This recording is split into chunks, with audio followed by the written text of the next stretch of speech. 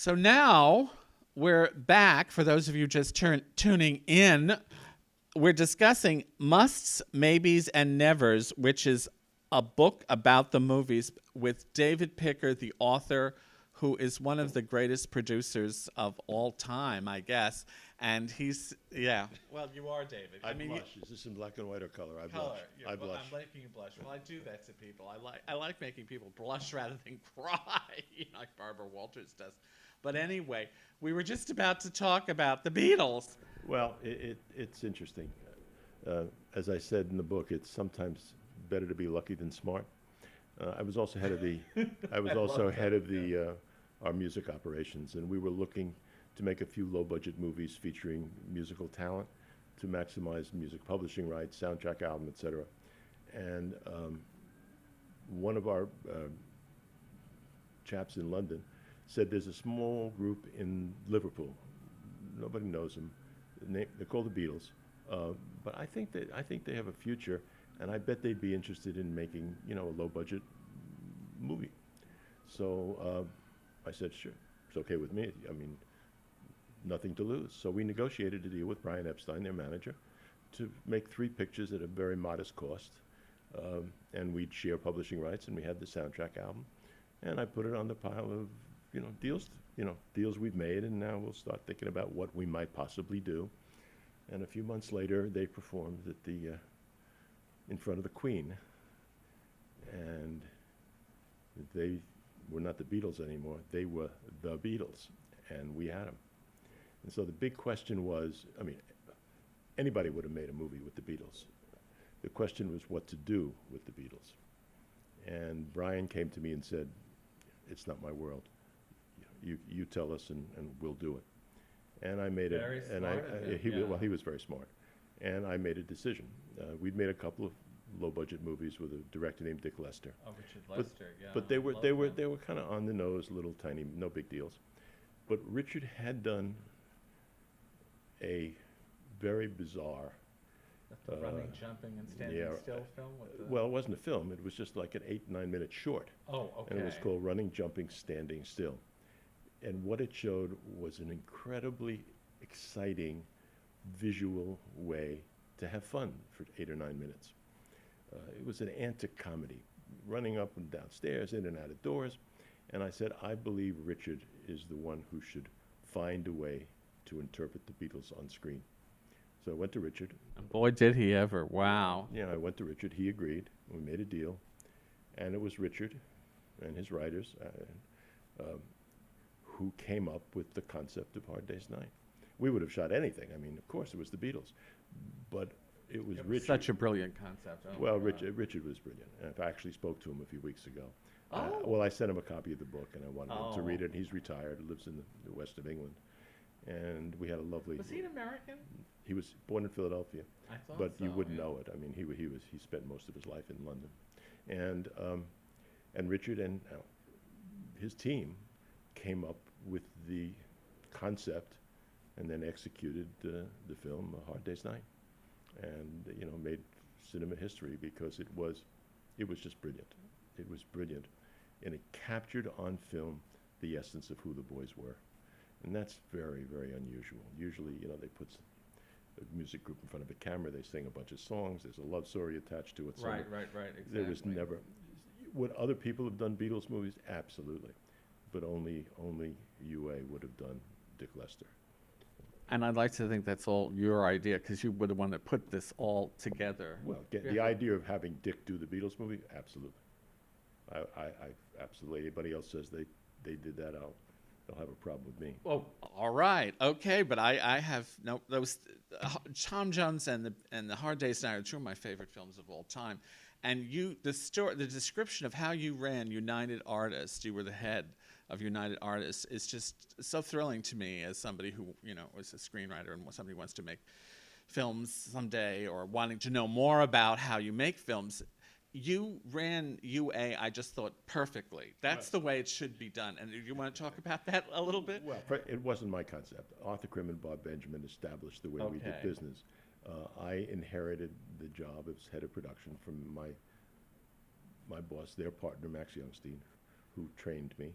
And when Max chose to leave, I was 30, 31 years old, and Arthur and Bob gave me their job. And at 30, 31, I became head of production and marketing at United Artists.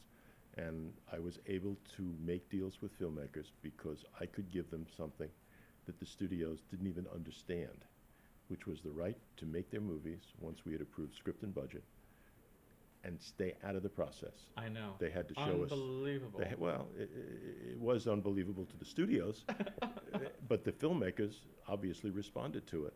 And we didn't. And made some of the greatest movies ever yeah, made. we didn't see dailies. You know, they showed us the movie when it's finished. The only time we got involved is if pictures were over budget.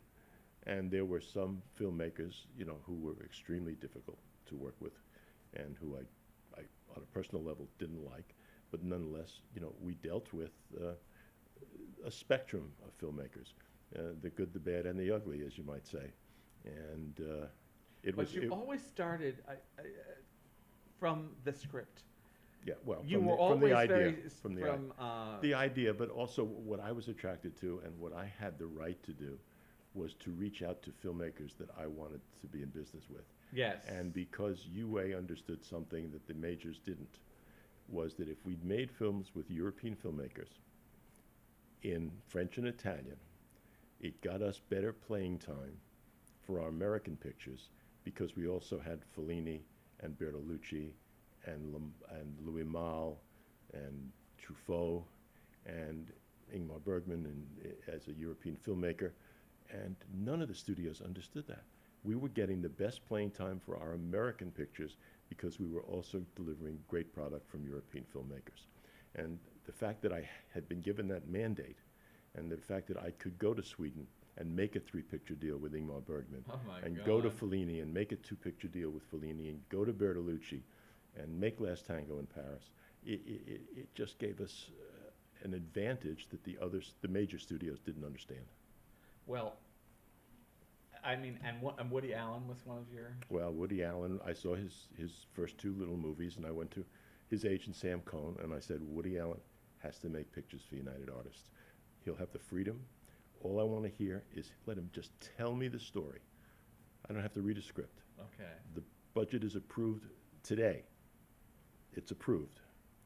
And Woody said, absolutely yes. So Sam calls and said, Woody has his first story. I said, great. We meet. He said, it's about this clarinetist who's got a cocaine problem. I said, Woody, I don't want to do that movie. Oh, okay. I will, however, agree to do it as the 5th picture in the 5-picture deal. Okay. I want a comedy. That's why we made the deal. Okay. He said, oh, okay, I'll get back to you. Next morning, Sam calls me. He says, Woody got your message, and he knows the movie he wants to make. I said, great, what is it? He said, its title is Bananas. I said, it's approved. And that's all I ever heard. The title was enough. And of course, we're friends to this day. It was an extraordinary relationship. And this is an extraordinary book. I want to bring it back to the fact that you've been able to write this all down almost exactly the way you're telling it to our viewers today on the Stephen Holt Show. Well, it's And, interesting because people say that I kind of write like I talk. You do. Yeah. You do, absolutely. Very clearly, very directly. It and all very happened. enjoyably, very entertainingly. To say that it was an interesting life is an understatement. Oh, my God. I Hey, mean, lucky I just- was privileged and enjoyed it every minute, and the book tells the whole story. It's just to repeat it. It's musts, maybes, and nevers, which explain that.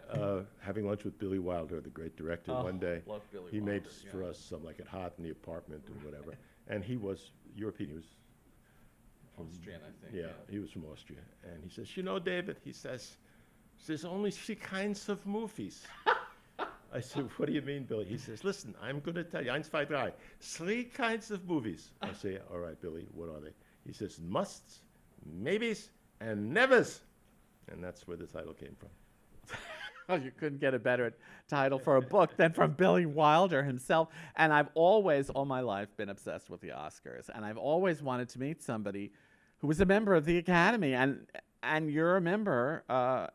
Yeah, I mean, I'm a member of the Producers Guild. Arm. With the Producers Guild of America has become, in the past few years, it seems to me, one of the most powerful forces in who gets the Oscar. Well, I don't know about that. I mean, we have a lot of members who vote, but what our mission is to make people understand what real producers do, as opposed to some of the people who get credit for being producers, but who are somebody's third cousin, the agent of the one who did this, ba-da-da-ba-da-ba-da. We believe that producing is every bit an important function as Oh, yeah, any well, other. I produced this show. It's No, not okay. easy, as I keep telling our And our folks. goal has been to educate people on the role of the producer, and it's really succeeded. We're very proud of it. And you know, in recent years, if you want to know who's going to win the Oscar for Best Picture, whoever the Producers Guild wins that award, you've got a pretty good Well, shot. it's going to be up there for sure. And you've seen a couple. I've seen a lot of movies. Oh I've my seen- God! In the And- last few days, I've seen two movies that are just extraordinary. Nebraska, which I haven't seen yet. oh, Yeah. it is amazing, and Gravity. I've seen that. Gravity Yes, is an it's amazing film. astounding. Gravity Astounding. is a unique film. I've never seen anything like it.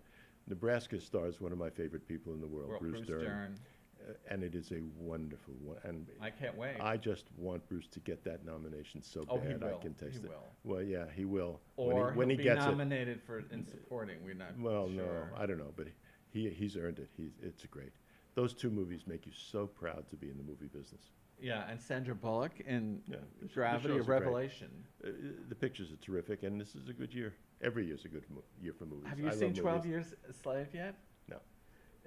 That's my favorite. But anyway, that's the one that's got all the buzz. But Gravity is just taking over the whole world. It's like it's made more money than anything. Well, there's never been a movie like it.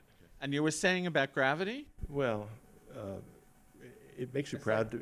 It's like nothing you've ever seen before. No, it makes you. Or I've seen before. Anybody's seen. Well, it makes you proud to be in the movie business, and the fact that it was produced by the son of a friend of mine is very special. And I called John up and I said, you know, I remember how proud at times in my career I made my dad. I can't imagine, you know, what David has done for you. And we both were very emotional about it. It's a business that we love, and we have family connections about it.